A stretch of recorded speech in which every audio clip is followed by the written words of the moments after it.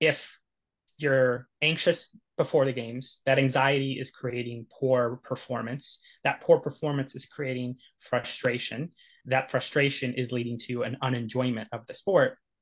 What's the fight or flight response in a state of panic is I need to avoid it. I need to get out of here. I need to run. So the flight is to quit, right?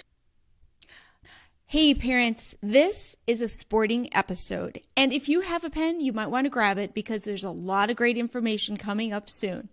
In this episode, we'll talk about how you identify sports burnout in your athletes, how you can have them have a growth mindset that continues through their lifetime, and how to talk to them in a way that doesn't add further stress to their already stressed minds. My guest today is a previous guest who had so much information that I had to invite him back.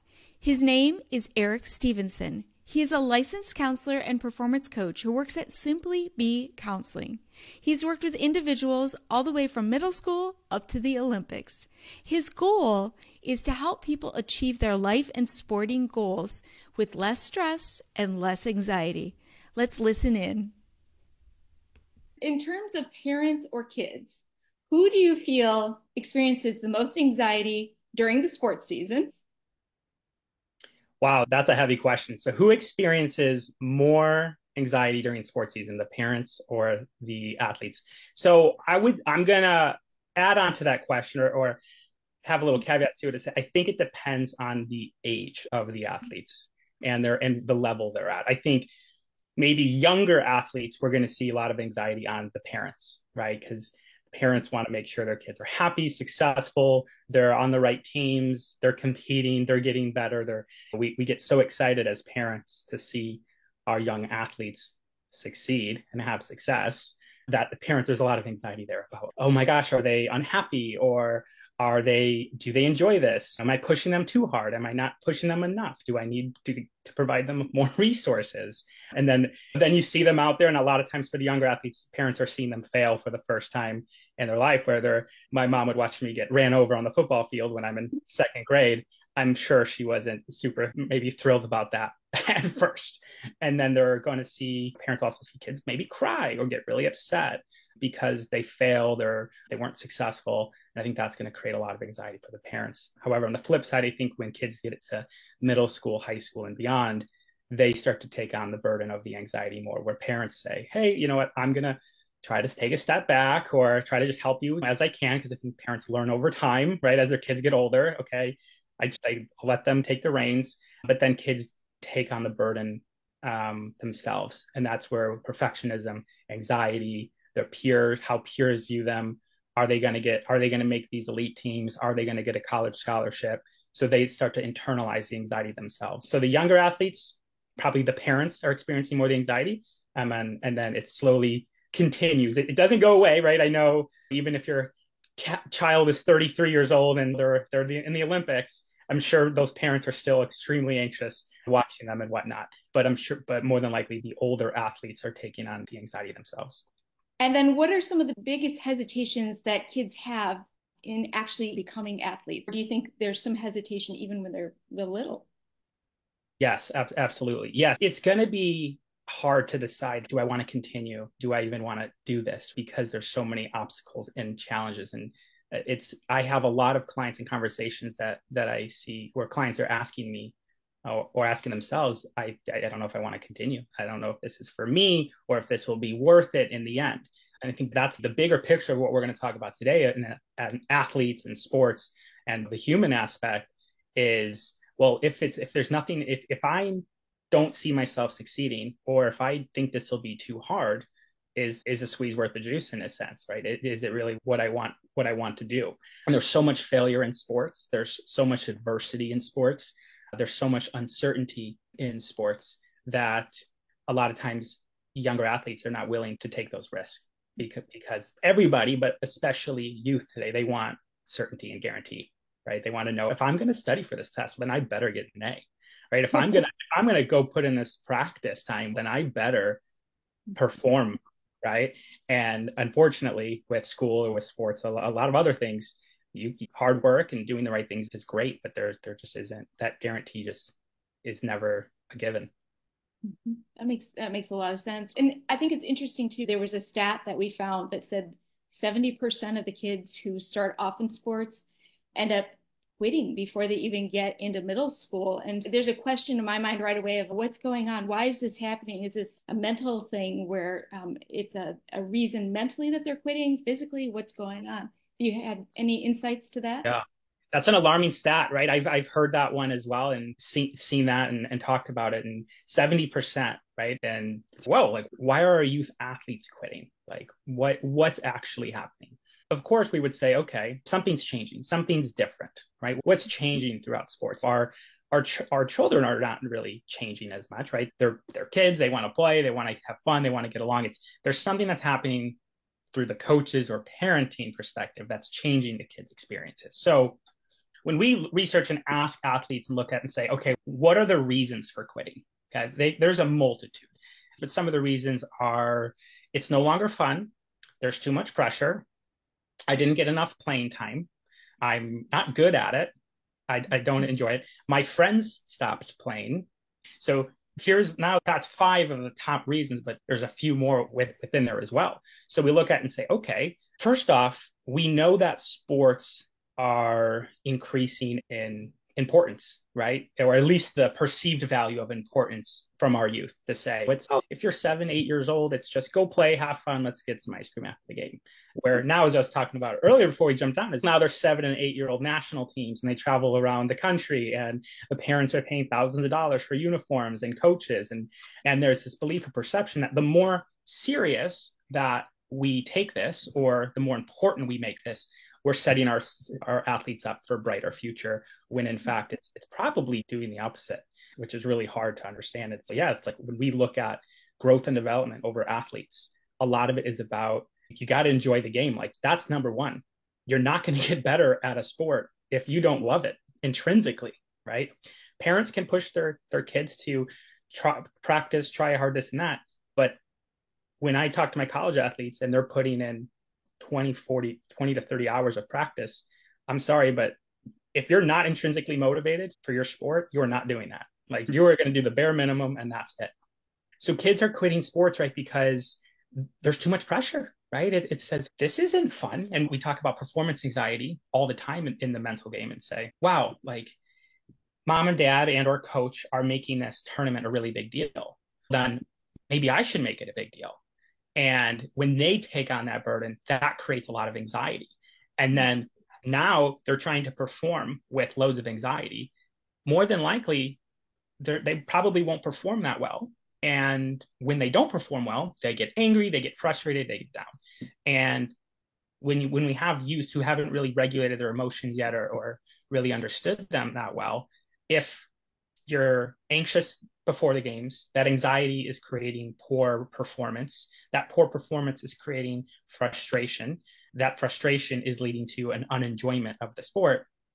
What's the fight or flight response in a state of panic is I need to avoid it. I need to get out of here. I need to run. So the flight is to quit, right? So our youth athletes are quitting at numbers higher than we've ever seen because it's just not enjoyable and they're too upset. The failure means too much. They're taking it too seriously. A lot of my clients who are 7, 8, 9 years old will tell me their stats. And I'm like, here's what I'm hitting. Here's my shooting percentage. Here's my goals for the year. Here's my team's record. Here's where we're ranked in state. And I'm like, well, I didn't even know how to track any of that stuff till at least middle school or high school. And so that's how we can see it. And I think parents, again, there's always from our first podcast, the good intention there. The parents will go to the dinner table with friends and be like, yeah, little Timmy's, he's hitting 400 or he's got 1 goal every game this year. So when we start to track the stats, the kids follow and the kids do that as well. So we're seeing that there's this increase in importance for outcomes and performance woes. And when they don't meet those, it becomes very discouraging and they quit. And then if their friends quit, or you have a couple athletes who are playing because their best friends from across the street are playing, if they quit, I don't really want to go anymore either because I was only going because it was fun with Sarah or John or like my friends down the street. So then it becomes this sort of snowball effect of more and more kids quitting. Yeah, I can totally see that because I think if they don't have that enjoyment to begin with and they're staying there just because their friends there, it's over, right? Mhm. Yeah, yeah. Okay, so if parents are stepping back and maybe this stat was something they hadn't heard before, and they're looking at their kids and their attitudes about practice, like you were talking about with the college level, even with the younger kids, if they're traveling to go to these games and things, how do parents know if their kids are experiencing a sense of burnout from what's going on with their everyday sporting activities? Yeah, burnout is really difficult. And the youth sports today, we were talking about this, and this will be a continuing conversation today, is the amount of games that are scheduled, the amount of practices, how long the practices are, the amount of traveling. You got back-to-back weekends, driving out of state, flying out of state, just even if it's in state or nearby, it's 3 games or 2 games or Friday night, Saturday all day, Sunday all day. And a lot of the kids love that because it's like that's why they play. They love the sport. They want to enjoy it. They want to play as much as possible. This is really what they're doing. But burnout can become a real factor if we're not careful, right? It's especially if the athlete is again placing this high standard on performance. And if they're time and time again underperforming to their expectations, which are garnered by their parents or themselves or social media, if they're underperforming time and time again, we almost get into this loss aversion mindset of no matter what I do, I'm just going to fail again. And what's the point? And if you keep going, you have to go to the games, participate, go to the games, participate. We're going to see burnout. So how parents can start to recognize the signs of burnout, like in their athletes, is one, it's okay. You can tell there's like a loss of joy for the sport, right? They're not as excited for practice, not as excited for the games. They want to go a little later, or they want to go home like right after the games. The loss of joy, loss of motivation. They're not practicing on their own. They're not asking you to take them to training or extra practices. So there's a lack of motivation and effort there. And then there's just like low confidence and increased doubt that we're going to see a lot, right? So if this emotional burnt out of, oh, this is just exhausting, and what's the point? So if there's a lot of negative talk in the car ride home or on the way there, I'm just not good anymore. I lost it. I can't do it anymore. I'm not who I used to be. That's when it's have the conversation to say, hey, you know what? Do we need to take a break? And I think at the highest levels, they're talking about how important it is to step away from the game for a few days, a few weeks, whatever that is, and how that's because if you don't, you get into this vicious cycle of I'm working hard, I'm failing, I'm not enjoying it. I'm working hard, I'm failing, I'm not enjoying it. And you get caught in that vicious cycle and it becomes super exhausting and then burnout sets in. So it's and the kids aren't going to be able to necessarily do it themselves because they want to stay in it, they want to continue. It's up to the parents, I think, to recognize that and see that and say, hey, you know what, we're gonna take a break. We're not gonna go to that tournament next week. And it's, oh my gosh, like your 7-year-old didn't go to this tournament, your 10-year-old, it's, oh, they're not going to become professional athletes, right? It's, you know what, it's okay that I know coaches have this, you have to be at every practice, have to be at every game, this and that. But when you say, I think there's something super powerful in parents being like, oh yeah, no, we don't need to go to those games this weekend, we don't know you need to go to that game today, whatever it is.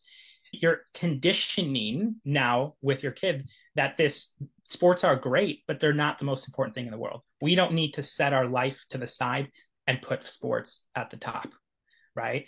And we get so excited about it and so fun that it just becomes a common habit. But early on, if you lower the importance of sports to say, you know what, we're going to go to most of the games, but if we're struggling and we're feeling burnt out emotionally, we're going to take a break. Okay. It's probably good for the kid to just take a break from it, but it's also good for them to recognize, hey, you know what? Missing a game, missing something here and there isn't the end of the world.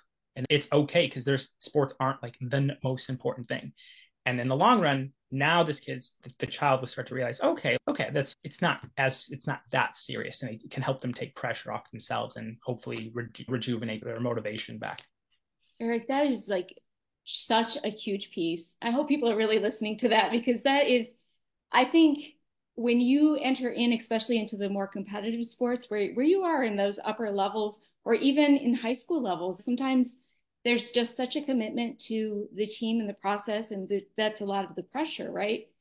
And I think if they can teach themselves through you telling them that they need these breaks, if something does happen, I think about my kids with injuries, if they had that experience of taking that time off and still being okay and coming back in and feeling more invigorated, they'll actually accept some of those injuries, even the time off for the injuries, a little bit better because I think from the parenting side of looking at athletes, I feel like there was always this huge fear that taking time off meant either A, somebody else was going to get your spot, B, you were going to lose your momentum, or C, you were just plain going to get out of shape. Yeah. And that was such a strong fear, and not the save yourself, save your body, save your mind end of things, which should have been way more important. But look at school, right? Kids have mental health days now, right? Adults have PTO. It's, hey, this is an important time, but it's like, why don't kids get that from this? It's sports are stressful. Sports are a full-time commitment. Like what, even at the youth, like we're talking about, and it's they just say, you know what, I need a few days off.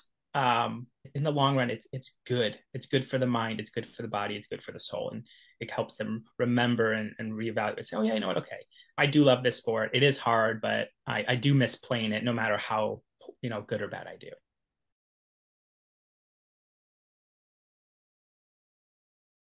Yeah. And I think there is some physiological perspective of this too, because I think it's every 6 weeks your body needs an actual break of some kind. So even if you're on the best plan, in 6 weeks' time, you're going to start to break down if you don't take some sort of break, whether it's active break or whatever. So why wouldn't it make sense to be mental too? Mm-hmm. Yeah, that's beautiful. Hopefully they're listening to this part, especially. Okay, we're talking about some of the negative aspects of sports. To be fair, sports actually offer quite a bit both ways. So what are some of the positive things that you see, especially in your business, from sports? Mm. And then what are some of the negative things that pop up with sports? Yeah.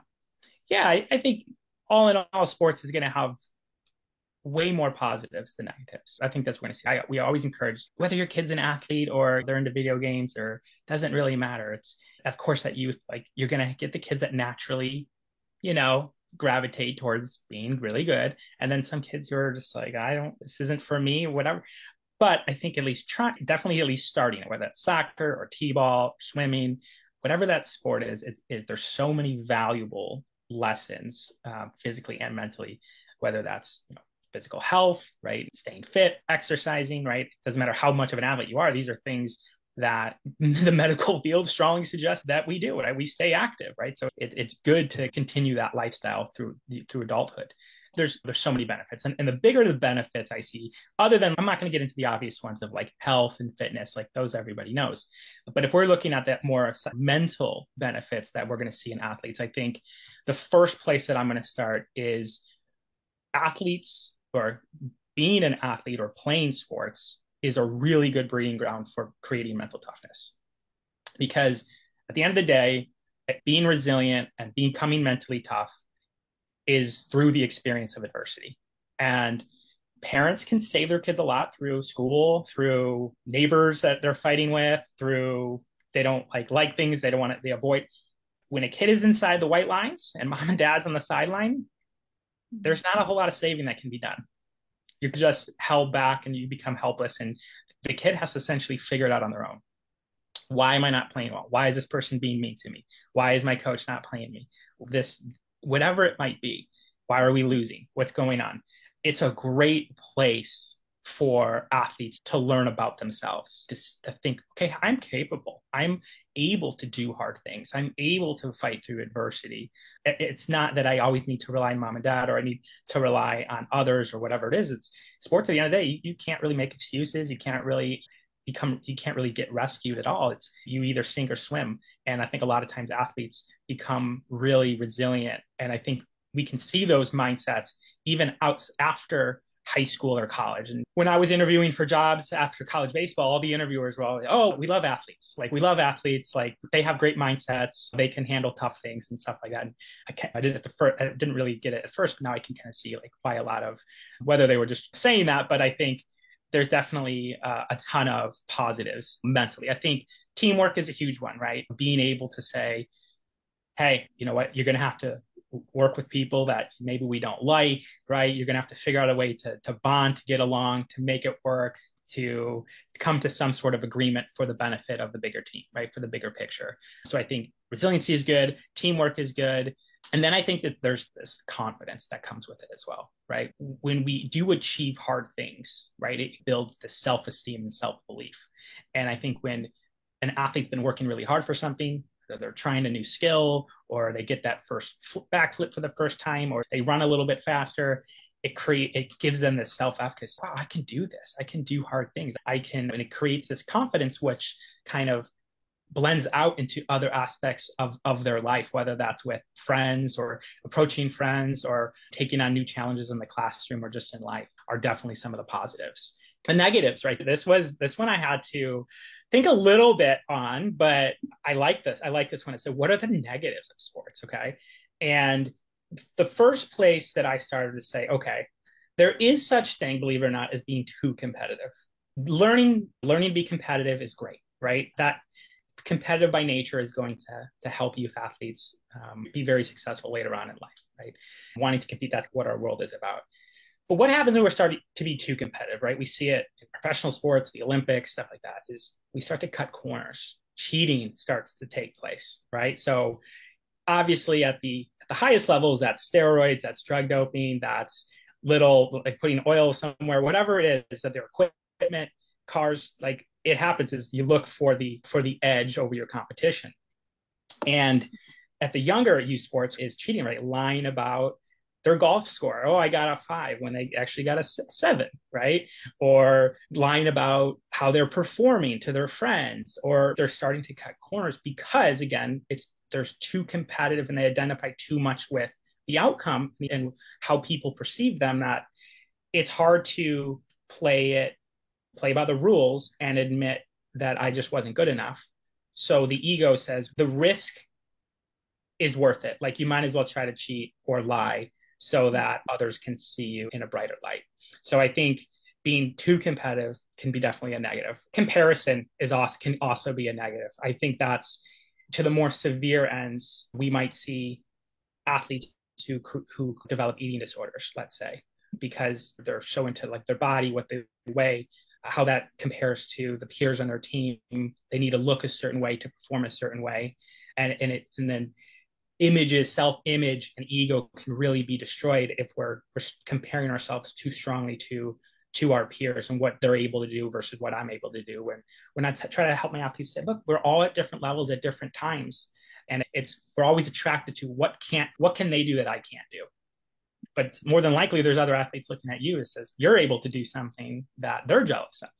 And a lot of times too much comparison, again, is a lot of times in sports can lead to some negativity in terms of their confidence, their self, identity. It can really be impacted. So those are like the two major negatives that I can see, 2 or 3 major negatives that I can see through athletes. But for the most part, again, I would always advocate sports are great. There's so much positives. A lot of times things that look like negatives at the beginning end up like, whether that's adversity, failing, struggle, those are negatives that are planted seeds. And they're in the ground now. They're dirty. It's ugly. But if we give those time and we nurture and water all those failures, all those adversities, that's eventually what sprouts up to be this wonderful apple tree or whatnot. That simple perseverance through that too, I think is so huge. And it's interesting what your employer said about hiring people who are athletes, because we used to say that about runners, because my husband and I ran for a long time and our kids ran.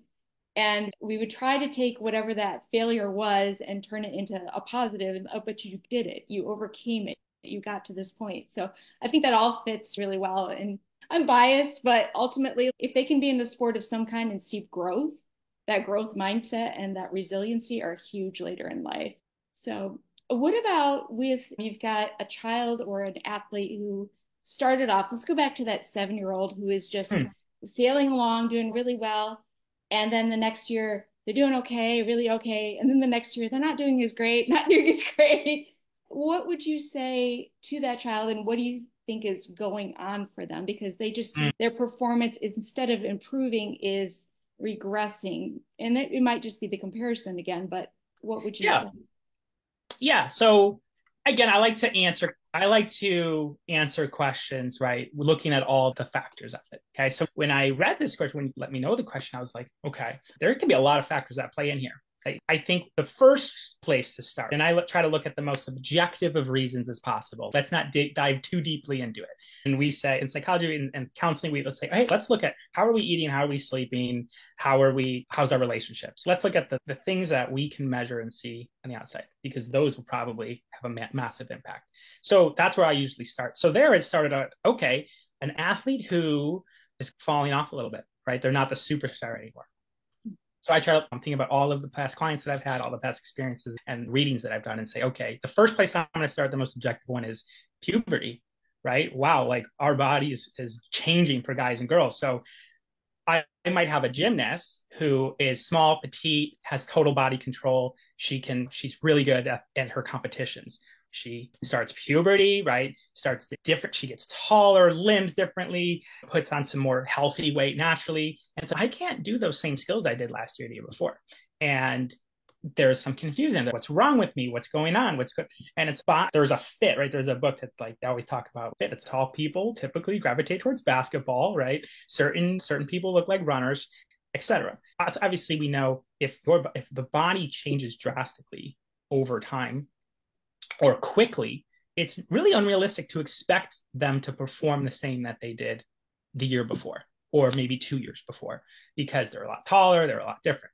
And I think that also plays into other sports. And then we can even look at, let's say, males, for example, we'll say, or females, but males create that natural muscle with testosterone, et cetera, where some athletes will hit puberty earlier than other ones, and some will be left behind. And it's, wow, like, why am I also not performing as well? Because your peers are now 5 inches taller than you and a little bit stronger than you as well. So I think that's where we started to say that's probably the most objective idea, to say this is where people fall off. A second one I would say is, we talked about growth and fixed mindset. So if we have an athlete who's in this fixed mindset of, oh, I'm just a good tennis player, like I'm just really good. Okay, like it's not okay. I can get better. I need to still compete. I need to train. So what happens is early success creates this fixed mindset that I'm just good at this and I'll always be good at this. So what happens is they rely on that, they rest on those laurels and say, this is who I am, this is what I'm good at. Little do they know, their competitors who they were beating are like, I want to get better, I need to train more. And we know it's like a small little inch thing. So if somebody's getting 1% better than you every day or every week, yeah, you might beat them for a while, but as the years tick, they're going to start to surpass you and overcome you. And then again, that individual, that athlete is asking, what's wrong with me? Did I get worse? What happened? The same, and the third reason, I think, and it's very connected, is early specialization. So if we have a kid who they're both of their parents were amazing bowlers or something, so their kid's off to a great start, right? Like they started bowling from the day they can walk, and they early specialize and they get good. But in athletics and sports, we know everybody has their peak, right? So you get to that spot. So you might have early success because you started the sport earlier than your peers. But what happens is peers that picked up the sport later now are given the opportunity to get better while you're just getting better slowly, because we know the more years you put into a sport, the harder it is to get better, right? Because you're getting to like your peak level, where other athletes start to catch up, start to reach your peak, or start to get better. So that'll also look like they fell off. But a lot of it is what's happening with the athlete. Why are they seem like they're not getting better? It can be one or multitude of those reasons.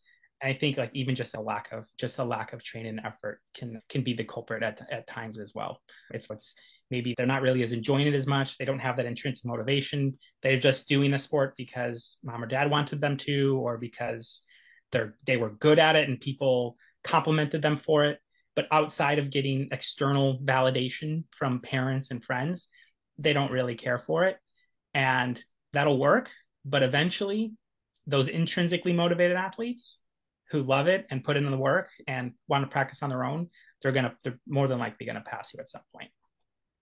Do you think that ever caps out anywhere? Let's say somebody's listening and they're like, my son or daughter just started golf as a high schooler, and They're going to progress, like you said, right away faster. But then can they continue to progress when they get out of high school and move on? Is there room for them to keep getting better? Oh, Yes, there absolutely is. And I think the margins of improvement become smaller and smaller. If we look at, let's say, like you were using like golf, for instance. So statistically, Tiger Woods didn't improve like for the last 20 years of his like career, like from like 2003 to 2023. He really didn't improve at all. But it's like because he reached his peak level, and professional athletes are they have all the coaches in the world. They have sports psychologists, nutritionists, personal trainers, fitness coaches, athletic trainers. Every little margin, they're looking for a little bit of the edge, right? No matter what it is, what they're doing. But year to year, it's no, they're pretty much the same athlete they were last year and the last year and last year. And even if there is improvements, they're not necessarily noticeable. So at the beginning, and this is another topic to say why athletes start to get frustrated after a few years, is because they see these massive bounds after the first couple years. Wow, I got a lot better this year. I got a lot better again. But now these bounds get smaller and smaller and smaller. And what we know is the bounds get smaller while the actual hours of training increase. And this is now athletes get to this point of, and this is why you have to do it because you love it or intrinsically, because now athletes have to get to what's wrong with me? I must have the wrong coaches, or I must have the wrong mindset, or I just must be a failure because I'm not improving like I did last year, or I'm not improving like I did 2 years ago. And it's like, yeah, the closer you get to your peak potential, the harder it is to improve. And those leaps up to in progress are just smaller and smaller. And that's something I try to help athletes create those expectations prior to that so that they're not discouraged or upset with it. To say, hey, be prepared that it's great. You're finding a success, you're improving, but you want to move up again. Like it's going to be twice as hard and you're going to move up twice as less. Like it's going to be half the improvement that you made last year, and it's going to take twice the amount of hours to do it. Because at the end of the day, professional athletes are pretty much the same. They get a little bit better here and there throughout their careers, but they've pretty much reached their peak. That's how they got to the level they're at. And then it becomes increasingly more and more difficult to get there. But those first couple of years are super exciting because they're seeing massive growth, massive improvements. So to answer your question in short, yes, there definitely is room for growth, even after they felt like they've reached their peak. A lot of athletes and clients I see are athletes who reach their potential, like they're really close to, maybe they're in high school or in college or just out, and it's okay, this is kind of the best they're going to be. And then there's like this like moment of what's going on, like why am I not getting better, what's happening? And that's where it's like, oh, okay, you know what, the putting in a couple hours a week maybe worked a few years ago. That's not gonna work after high school, right? That's not gonna work at that level. And when I thought I worked really hard in high school, and then I got to college, and then I realized, wow, like I'm doing a lot more training than I would have ever done on my own. And I noticed all of those things that I was like good at, but not maybe the best. I started becoming really good at those small things. And I realized there was no magic formula. There was no magic saying. There was no magic mindset. It was just, I did a lot of the boring work that I would have not have done on my own. I did a lot of the really boring stuff. And that's what separates those to get to that next level or to get to that next step in improvement. You have to be willing to put in the really boring hours of training. so interestingly, my next question was, what do they have to do to get to that next level? Okay.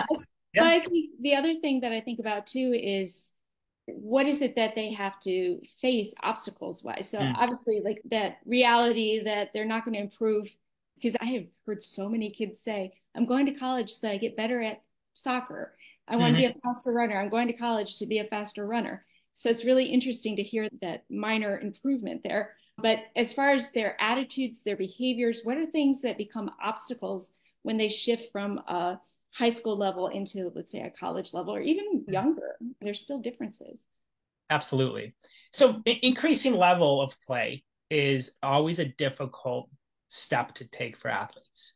And if they're not prepared, right, physically or mentally, it can really create a big adversity for them in their lives. So I think the first obstacle and the most common one that I see and what's pretty expected to see is competition, not even just their playing, but even on their own team. So being prepared where you might not be the superstar anymore, or you might not even be the starter anymore. And that for a lot of times, college teams are full of kids who were the star at their high school team. And now you have a team of 20 people and they're all star high school players. Open your eyes here and it's, whoa, this is everybody's as good as me. And probably for the first time they were probably successful through middle school, high school, and now it's, oh gosh, like everybody is as good or better than me. And some athletes are prepared for that and some athletes are not, right? They get really devastated, defeated quickly because they're like, why am I not playing? Or I can't compete with these athletes. They're just so much better than me. I don't have what it takes. So they either quit, and I see a lot of people will not play their freshman year and they'll want to transfer right away. I need to get out of here. I need to go to a better school that appreciates me, or they'll just quit the sport altogether and not want to do it because if they're not ready for it. The second thing, and I think that comes in line with that, whether this is from middle school to high school or high school to college, is increased failures, right? What's what I always tell, let's say for baseball players, it's okay, like the best hitter in Major League Baseball might hit 330 as their batting average. Okay. When they were in middle school, they probably hit 850, right? They were probably getting a hit every time at the plate. But as they get older, you're facing better and better competition. So because the competition you're playing is much better, again, it would be unreasonable to expect that your level of play should transition from high school to college.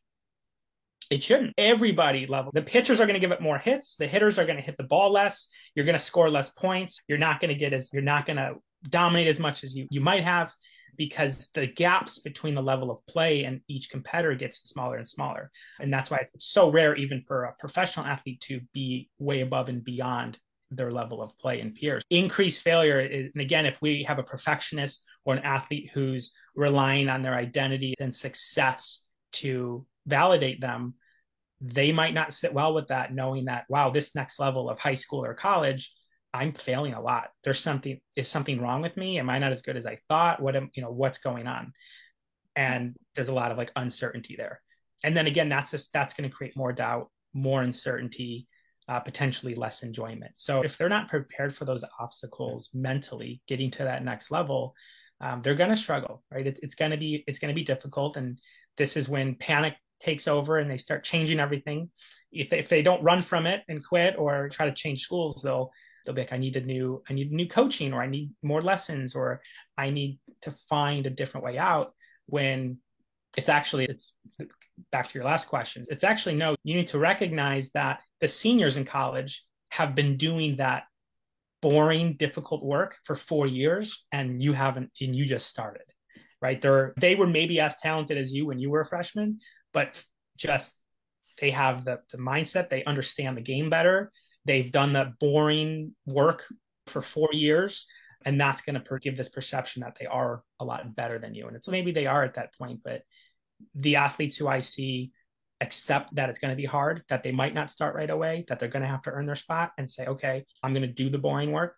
And again, because I love it, because this is why I play college sports, they're likely to survive it and adapt to the change, because the game gets faster, the success gets lower. And again, if you're playing because you just live for the success and the glory, it's not going to be enjoyable for long. It's such a good perspective. And I think you're right, though. I think that a lot of kids do go in with the kind of the deer in the headlights experience of, oh my gosh, there are 20 other people who are just as good as me. And it sounds like it's the little things like you were describing just a second ago, but there must also be like a confidence and like this mental clarity of what they have to do and what this looks like too. Because I think when you come into something new, you have no idea. So it's that shock factor too, right? Absolutely. I think why I always encourage my athletes to, an athlete will say, well, I'm not going to sign up for that tournament. I'm not ready. And I'm like, no, that tournament is going to absolutely expose why you're not ready, right? That's what I want to see. This is what we need, right? And it's a lot of times athletes can, in high school, let's say even middle school, can get away with stuff because they're bigger than their peers or stronger, or they're taller, or They're just more athletic in a sense. But when you get to that higher level, your blind spots, we talk about this in psychology as well, your blind spots are going to be exposed. It's, oh, wow, maybe I can't just rely on my talent anymore. Maybe I can't just rely on my power anymore or my strength. So when you go against better competition, and this is why I always discourage perfectionism, because if your team is undefeated, that's great, but more than likely everybody on your team didn't get much better that year. Mm-hmm. Because you didn't play against competition that exposed your weaknesses. You only just beat everybody, right? And this is why, if it's in the right conditions, this is why a really good freshman in high school gets moved up to varsity. That's a really huge advantage for them, because they on the freshman team, they would dominate, but on varsity, they're going to look bad. They're going to lose. They're going to be exposed, but they're going to have a much better chance of improving as an athlete throughout their high school career because they played harder competition. And that's why I strongly encourage parents and even athletes I work with to lean into the difficulty and failure, because this is what you need that to expose, to say, wow, okay, I need to improve in this area. I need to improve in that area. And when you know what you need to improve upon, and then you are willing to put in that time and effort, that's then when you take that jump, and now you can look in the mirror and say, wow, I'm definitely better than I was last year and the year before. So those kids or in parents who are taking a second look at what's going on and saying, okay, my kid isn't doing as well, they're feeling like failures. Really what you're saying is, if they stay in it and they figure out where those flaws are, it will ultimately be a success. Absolutely. And I think that's what I always encourage. And like what you were saying is, if your kids, if they're struggling, if they're failing, if it's difficult, be careful not to just rush and bail them out. Say, let's go change teams. Let's go change coaches. Let's change the level you're at. It's a really good opportune time to sit down, map it out, and say, what's going on here? What can we do to improve? What do we need to work on? What do we need to do? And a lot of times it's sitting through failures, discomfort, frustration, anger. But I think let's say my athletes who are college level athletes will look back and say, yeah, throughout middle school and high school, like those challenges, those hard coaches, those failures, those uncertainties, those are what allowed me to be the athlete I am today. Those are the experiences that I needed, right? Because just going through sports with no adversity, you're really good, you're very successful, everybody likes you. Okay, go. You're very good, you're successful, everybody likes you. You get to your freshman year of college, and bam, there you go. Everybody's as good as you. Haven't experienced that adversity. More than likely, that's going to be the athlete at the top of my list that'll probably either play with extreme levels of performance anxiety because they don't know what happened to them, or they'll want to quit, walk away from the sport, or they'll, just like they did with other things, they'll just want to transfer. It's not me. It's the coaches. It's not me. It's the program. They're against me, and they'll want to transfer out and get to a different school. Yeah. Wow. I'm thinking in the back of my mind, there's so many people who are going to want to talk to you about all this. So that's good. That's good. Good knowledge. Yes. So if you're going to give advice to parents about how mentally sports healthy their kids are right now, what are 3 to 5 steps that you would notice or make observation wise with their kids? So what can they do to assess that? Yeah, so I love assessment, right? That's what I do as my job, right? I'm assessing where my clients are, right? Mentally and whatnot, mental health, sports, etc. So I encourage parents to do what I can't do on the outside, right? I can take them through a formal assessment, ask them these series of questions, and levels, scales, 1 through 10, etc. But what I say is, okay, let's start here. What's the easiest, most obvious way to assess your child's sports mental health is observation, right? Really pay attention to changes that are happening. Is your child practicing less, right? Are they not as interested in it? Are you noticing increased anxiety? Are you seeing them stress more in the car, or talk about how they're nervous or worried about today's game? Are you seeing increased level of self-criticism and anger, right? Like, I'm awful, there's something wrong with me, I can't do this anymore. We're saying, okay, it's like, what are the changes? I'm used to seeing my child behave this way, whether that's through success or through failure, but now it's a little bit, the anger's more than it used to be. The anxiety is a little bit more than it used to be. What's going on here? pay attention to interactions with their teammates, right? Do they, after the game, do they want to just go home, right? They don't want to go to dinner with the team. They don't want to eat. I just want to go home. I want to get out of here. There's something deeper there. They feel like they've let down their team, or they're really upset with themselves.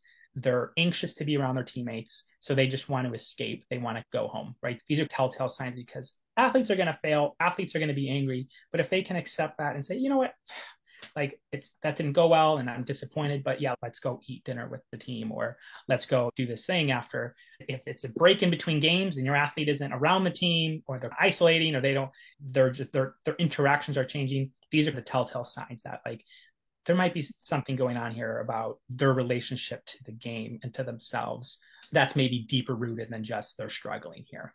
I think that's definitely where we'll start, is physical observation and just paying attention to your child. The second one being, this was more of a direct approach, is to actually just talk to them, right?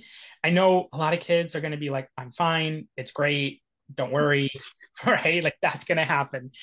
But what I always say, and again, not on a game day, because what I always say, to have these conversations on a day that's they're mentally in a place that's they're ready to accept the information, they're ready to accept the questions, is to talk to them and ask them, say, like, how are you doing? Like, how are you doing with the sport? How do you feel like the season's going?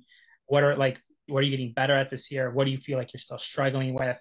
To just ask these open-ended questions, like, what's something you want to improve? Where's an area where you're frustrated with? And you'll get a lot more information. You'll get a lot of information, especially if you ask it on a day that's not a game day. And they might talk about, coach yells at me at practice a lot, and I don't know why. Or I'm just not as good anymore, and I think my teammates like talk badly about me. And it's, again, it's hard to get open and responses from your athletes, but if you find the right time, if you find the right questions, you'll learn a lot about where they're at, from a mental health perspective. Oh no, things are going well. I know I'm struggling here, but I'm improving at this. I'm practicing at it. They're probably in a good space, but if they have a little bit deeper worries or a lot of negativity, their mental health might, at least in terms of sports, might be suffering as well. And then I think the third one of this kind of goes with observation, is just listen, right? Just listen to your child, right? What are they saying? What are they saying to themselves? What are they saying on the field? What are they saying in the car ride home? What are they saying when they're with their friends, talking about the coaches, talking about the game? I think if you just really pay attention closely and listen, you'll gain a lot of information that otherwise you might miss. And it's hard to really know what your athlete's going through. I think they hide it. I know they do, right? Because, parents will say they're happy, this is great, and they'll come into my office and be like, I'm miserable, I hate this is awful. And they hide it because they don't want mom and dad to know or see. Oh, mom and dad drive all over the town, all over the state for me. They pay a lot of money. It makes them happy that I'm playing, but I hate it. I'm so bad. I'm miserable. The practices are too hard. My teammates don't like me. Really difficult to get the full assessment from the parent's point of view. And that's why you have to try to pay attention to the small cues, body language on the field, body language at home, right? This observation, listening. And I think if you observe enough and you listen enough and something is making you wonder, that's a good time to approach them at the right time and say, hey, what's going on? I notice you're looking pretty frustrated lately with how the games are going. Like, tell me about that. Let's talk about that. Or what do you think's happening?